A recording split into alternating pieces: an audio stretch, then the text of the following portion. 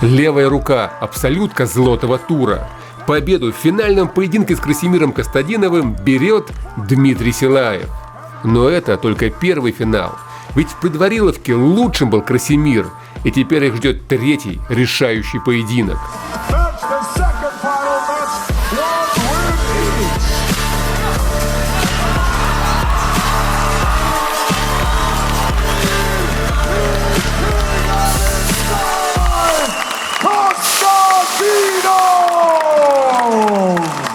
Когда он выиграл меня первый раз в финале, я честно не знаю, почему так получилось.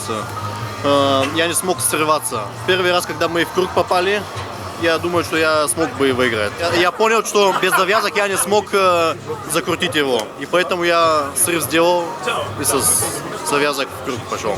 The left arm absolute champion Красимир Костадинов! Но здесь возникает вопрос, а сможет ли Красимир повторить успех на правых руках? Ну, покушал, поспал чуть-чуть. Сейчас снова в бое. Надеюсь, такой же успех, как и налево вчера. Посмотрим. Нет, не в этот раз. Но в любом случае их противостояние стало настоящим украшением злотого тура. И теперь оба атлета попали в состав топ-8 супертяжеловесов 2020. А это значит, что скоро они могут встретиться вновь. Но в том, что Красимир сможет победить в следующий раз, уверены не все. Ну, я опять же болею за Диму, но выиграет Красимир. Я думаю, что Красимир Костадинов однозначно проиграет, да. Да.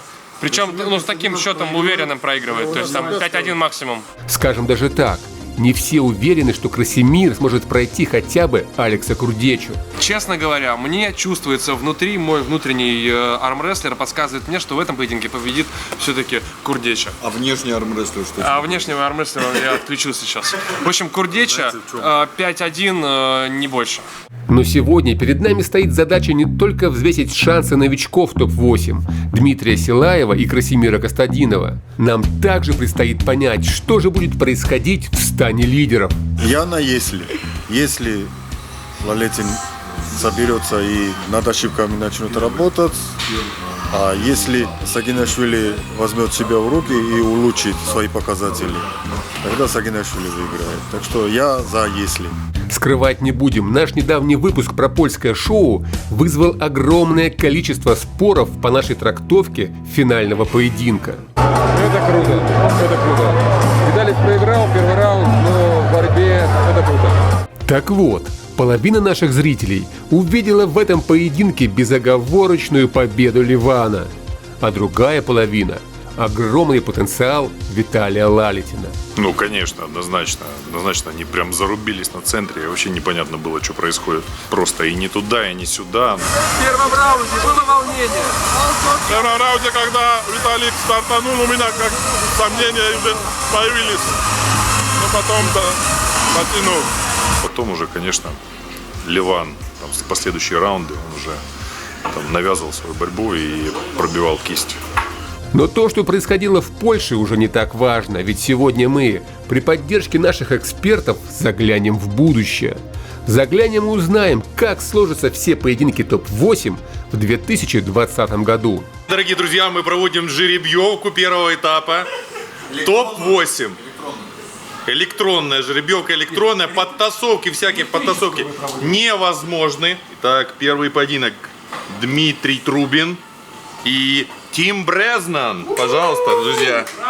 Так, сейчас у нас тут быстрое электронное табло.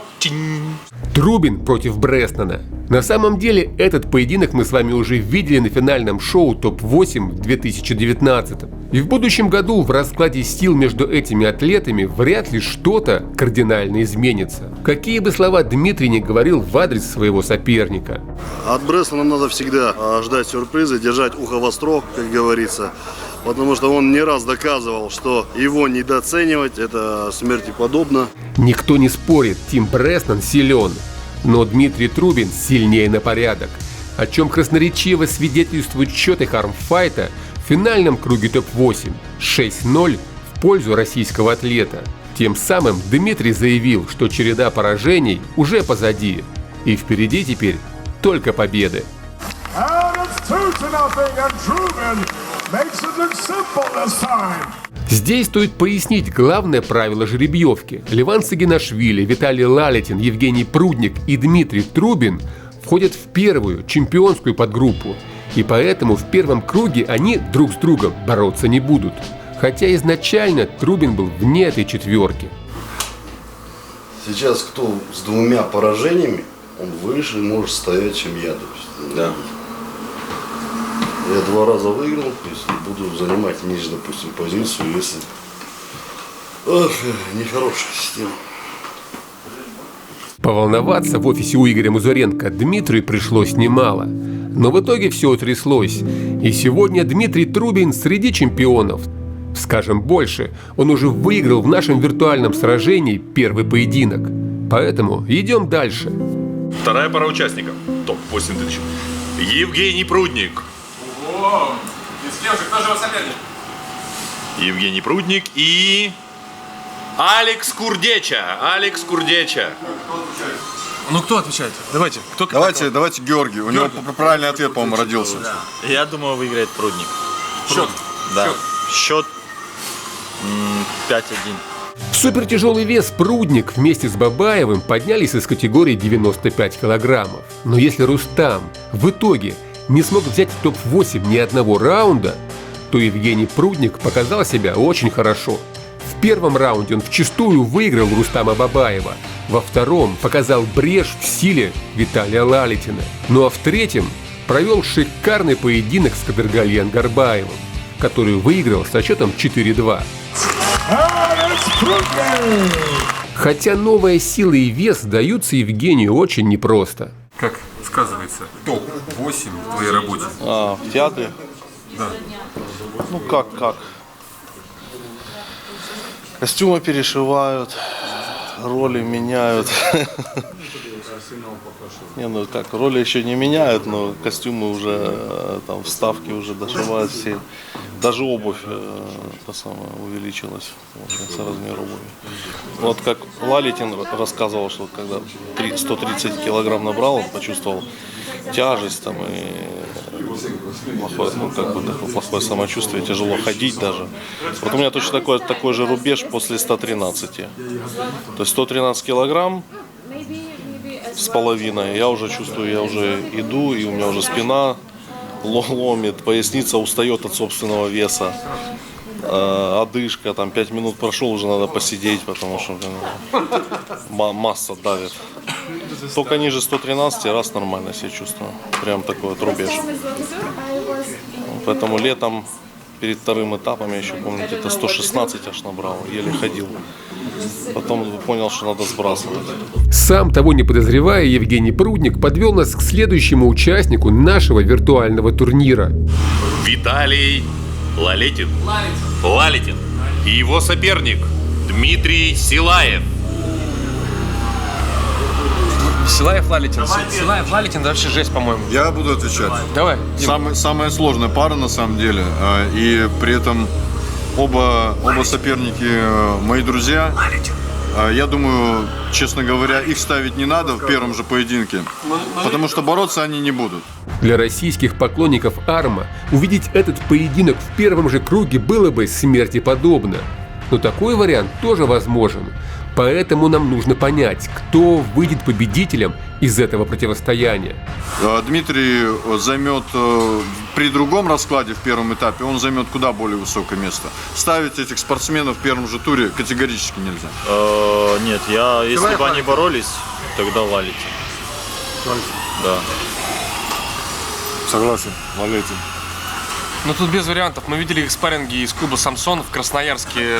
Виталик и Дима. Виталик. Возможно, у Виталия шансов больше, но Дмитрия мы со счетов списывать бы не стали. Я считаю, что на данный момент он уже вполне готов бороться в восьмерке. Он сделает свои коррективы. Все-таки вчерашний день показал, что стол не прощает ошибок, даже малейших. Я думаю, Дима Силаев вырастет очень сильно в технике, в понимании своего профессионального дела и подготовится хорошо. Ну а пока Дмитрий тренируется, мы идем дальше. Итак, финальная пара жеребьевки топ-8, дорогие друзья. Ливан Сагинашвили и его соперник Кразимир Костадинов. Ливан против Красимира. Исход этого поединка понятен сразу. Или есть у новичка топ-8 шанс против лидера? Эти спортсмены встречались на чемпионате Европы в 2016 году в супертяжелом весе. Костадинов тогда на левую руку стал первым до 110, а на правую заявился свыше 110.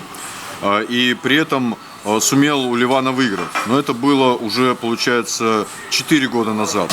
С другой стороны, мы с вами помним, чем закончилась их встреча на Золотом туре 2017 года. Ливан в том поединке не оставил Красимиру ни единого шанса. Но Красимир тогда не был таким тяжелым, как в этом году. И уж точно таким тяжелым, каким будет к старту топ-8 2020. Он сейчас на таком этапе, наверное, половины своих возможностей. Он хочет быть победителем, и он сейчас вот почувствовал, что немаловажно, этот вкус. И это тот человек, который вот, не сбитый летчик, который не уходил никуда. Он сейчас на драйве, он может как раз вот за этот год максимально прибавить и войти даже в четверку лидеров, в тройку. Я думаю, да. Окей, но нам нужен ответ. Ливан против Красимира, первый круг. Будет несколько срывов, возможно, один, а возможно и не будет. 6-0, победа Ливана. Данный поединок – это точно однозначно победа Ливана Сагинашвили. Он проходит следующий тур со счетом 6-0 и все. Сагинашвили. Я думаю, не 6-0. Я думаю, 4-2. Самый Ливан. Ну да, наверное, Ливан. Но я почему-то верю в Красимира Костадинова. Не знаю почему. Ну что же, подведем первый итог. Во второй круг виртуального топ-8 2020 сегодня без поражений вышли Дмитрий Трубин, Виталий Лалитин, Евгений Прудник и Ливан Сагинашвили. И пора уже узнать, кто же из них лучший из лучших.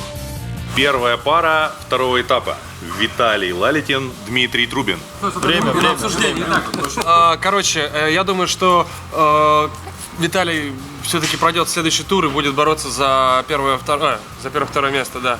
Потому что Дмитрию Трубину придется за 3-4, да, дальше уже. Как-то так. Да, я согласен. Виталий выиграет. Да. Ну вот так, мы как-то уложились за минуту, поэтому вот наше окончательное решение. Итак, правильный ответ? Да. Почему наши эксперты так уверены в победе Лалитина, понять можно. Мы же все с вами помним их поединок в первом этапе топ-8 2019 года, когда Дмитрий уступил Виталию с разгромным счетом 6-0. Прям это было очень жестко. Я думал, как-то намного больше будет сопротивления с его стороны. Он не успевает включиться, да. Но с другой стороны, на финальном этапе в Польше мы увидели совершенно другого Дмитрия Трубина. Да и вообще знаем, на что способен этот парень, когда всерьез нацелен на победу. По большому счету, те ребята, которые сейчас борются в третьем этапе, они уже так сильно отличаются от тех ребят, которые боролись в первом этапе, хотя это одни и те же люди. Димка, Трубин, то же самое. Посмотри его форму в начале турнира и посмотри его форму сейчас. Здесь мы спорить не будем, Дмитрий реально прибавил. Но в нашем виртуальном турнире он пока проигрывает Лалитину. И мы переходим ко второй паре второго круга. Ливан Сагинашвили, Евгений Прудник. Искренне верю в крюк. Евгений Прудник. Я, к примеру, Евгений. Я судья. У Евгения просто прическа покрасившая, а так? Ливан. То есть вот здесь вот Ливан выигрывает старт, да? Да. Евгений так артистично выбивает кисть, и впечатывает. И все 6 раундов прям один в один. Отступление, я говорю, что если он успеет встать с грузинского стола. Нет, если он успеет подойти к столу. Это другой вопрос, еще надо встать с стола, чтобы подойти к столу. Нет, это все сказки, по-моему. Да, это время. Пошутили, Я думаю, Ливан верхом выиграет. Да. Возможно, Прудник заберет там один поединок, может 2, но больше. Нет, не заберет, и Ливан выиграет.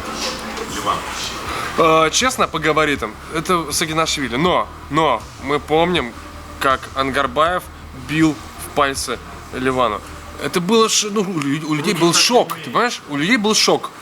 Хочется верить в чудо. Почему вы разговариваете с нами названиями из бодимании, Василий? А это у меня привычка осталась. Сейчас пойду рот с мылом вымою, все нормально будет. Ну а если отставить шутки в сторону, то победа здесь будет за грузинским Халком. Итак, в этом поединке выигрывает, по мнению знатоков, Ливан Сагинашвили.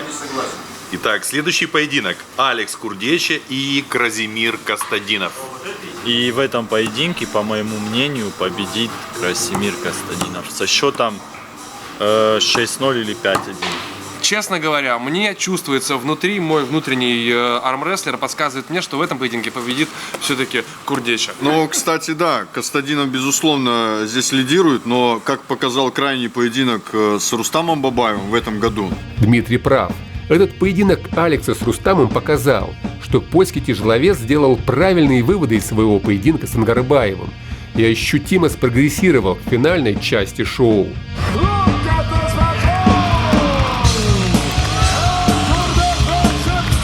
Такая ситуация, что вот первый этап и третий, они были похожи по-своему. Они были очень похожи, может быть, третий был тяжелее физически, но важнее была техника. То есть важнее было вот именно правильно продумать то, что было после первого, и поменять. Ну и вот рад, что получилось поменять. В общем, Курдеча 5-1, не больше. Вот как-то Нам так. еще раз надо будет жеребьевку сделать, потому что я согласен с Василием, что выиграет Курдечи. У нас 2-2 не можем Определиться, да? Сложно. Да. Кто выиграет? Сложно. Я думаю, что надо запас. Мы можем подойти к девушке на ресепшн. Надо было своего этого, как его, Паула осьминога взять, тогда, может быть, Ну вот Василий, Вы бы его съели, вы Павлу здесь. Василий, давай ты реши. Они решили спросить у пенсионера, за кого я буду болеть. Конечно, за Красимира. Красимир выиграет, он сможет, ему будет тяжело, непросто, но этот поединок выиграет Красимир и выходит в следующий круг. Вот так вот. И финальный поединок этого этапа – Дмитрий Силаев, Тим Бреснан. И вот еще один поединок, который мы с вами уже видели. И тогда победу праздновал американский ветеран. Но сегодня наши эксперты уверены, что победа будет именно за Дмитрием Силаевым. Но они ведь уже боролись. Силаеву есть что придумать. 6-0 они боролись давно. Да, но Силаеву есть что придумать. Брестон ничего нового не придумает. Да, и Силаев просто укрепить нужные моменты, и он должен выиграть. Да, он должен выиграть. Короче, выиграет. Выиграет Дмитрий Силаев. Я правда не знаю, что сказать про Брестона. Мне он импонирует, потому что он уже старичок такой. До сих пор борется, до сих пор показывает хорошую борьбу, качественную, не какой-то там King's Move, а прям грамотно, технично борется. Но я думаю, все будет так же. Возможно, кого-то он сможет выиграть, но в четверку, мне кажется, он не попадет. Между прочим, интересное наблюдение. Когда Бреснан прилетает в Европу, он всегда проигрывает. Когда ему соперников привозят в Штаты, он всегда выигрывает. Как и в том случае, когда до поединка нужно лететь обоим участникам. Как на шоу в Китае, где Тим уверенно выиграл Бабаева. Возможно, все дело в перелетах. Подумайте об этом. А мы пока переходим к третьему кругу нашего виртуального топ-8. Кразимир Костадинов, Дмитрий Силаев. И вот свершилось то, что мы предсказывали в начале нашей программы. Судьба вновь свела за одним столом новичков топ-8 Дмитрия Силаева и Красимира Костадинова. Красимир Силаев. Ну, я опять же болею за Диму, но выиграет Красимир. И свой выбор Георгий Таутиев готов подтвердить фактами. Красимир ведь выиграл левой рукой Силаева, правильно? Я не думаю, что Силаев станет намного сильнее. У него сейчас хорошая форма, я думаю, приближенная к максимальной. А Красимир, если захочет, он станет намного сильнее, нежели сейчас. Но и эти доводы убедили не всех. Ну, сказать сложно. Я думаю, что Красимир Костадинов однозначно проиграет, да. Да. Проигрывает. Причем, ну, с таким счетом уверенным проигрывает. То есть там 5-1 максимум. У нас опять 2-2. Ты решаешь? Ну что, опять голос за железным рейтингом. Красимир Костадинов, Дима Силаев, счет 2-2. Мой решающий голос. Я в данном случае отдаю все-таки пальму первенства за Диму Силаева. Я думаю, что Дима Силаев, он молодой, сильный, а Красимир устанет уже. За год он устанет, станет еще на год старее, поэтому проиграет. Я не старею, я молодею. Но это чудо, Красимир, тебе придется доказывать за столом. А в нашем прогнозе победа за Дмитрием Силаевым. Хотя, если быть абсолютно честным, то 31-летний Красимир – пенсионер только супротив Силаева, которому всего 26. Просто в армрестлинге Красимир Костадинов уже так долго, что ты начинаешь воспринимать его как ветерана. А между прочим, 88-го года рождения, как Красимир, и Леван Сагинашвили, и Дмитрий Трубин, и Алекс Курдеча. На год помладше их Виталий Лалитин. Ну а реальный пенсионер в топ-8 только один – Тим Бреснан, который родился в далеком 65-м. Правда, в арм он пришел после 30, то есть пенсионер он по возрасту, а не по рабочему стажу. Но давайте вернемся за стол для армрестлинга. Решающий поединок финала третьего этапа топ-8 2020 года. Виталий Лалитин, Леван Сагинашвили. Кто? Ну смотрите, это будет зависеть вот от подготовки. Вот сейчас, если Виталий займется собой, Над ошибками, если он начнет работать, он может переломить. короче, давай просто угадаем. Тут надо угадать. Я на Виталика ставлю.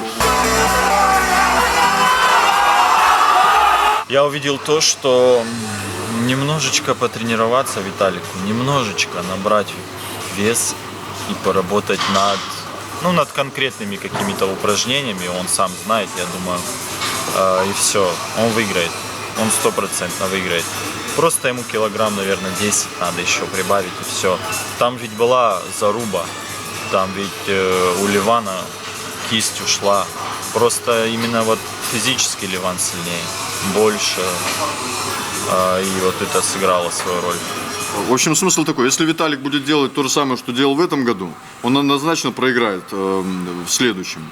То есть для того, чтобы выиграть, он должен извлечь уроки из не только лишь своей подготовки, но и психоэмоционального состояния своего, которое он должен выиграть внутри себя сперва у Левана, и только лишь потом он это сумеет показать за столом.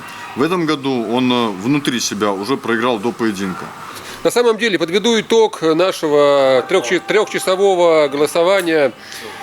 Я скажу так, что я, наверное, так правильно скажу, да, что мы сейчас, взвесив все за, против, нейтральные позиции, скажем так, что 30-70 наш команда знатоков выдает победу Левану Сагинашвили.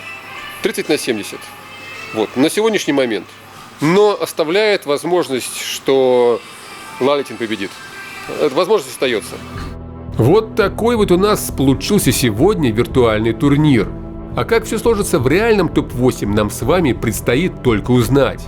Ведь там будет совсем другая жеребьевка. Да и с каким настроем участники будут готовиться к своим поединкам, мы с вами тоже не знаем.